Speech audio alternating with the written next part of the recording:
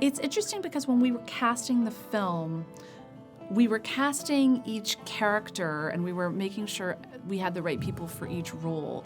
We were also casting them in connection with each other and also in collaboration with each other. So we were also creating a community that could work together in a fairly small space for months on end, which meant we had to really think about how much space people needed to take up and how much people were able to make room for each other. So we saw like hundreds of actors for each role.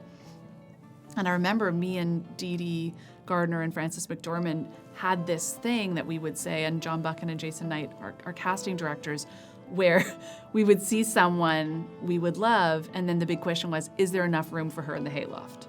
So that became a big part of the casting process, is you're casting a community of people that people have to be able to trust is not going to destroy the process with ego or vanity or like people who are actually able to sit off camera for 2 or 3 days. And some of these actors are really at the top of their game, being someone's eye line in a scene where they might not even have any lines.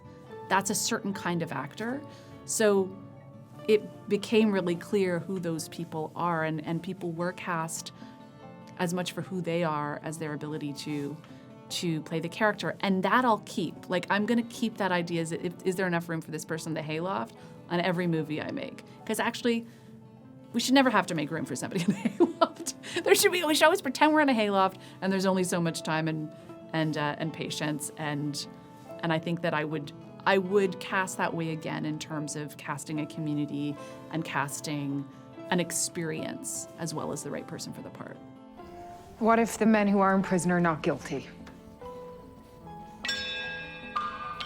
Mother, Oh, Charlie. why are you asking if Jude, they're... shush. We caught one of them. I saw him. But only one. Yes, only one, but he named the others. But what if he was lying?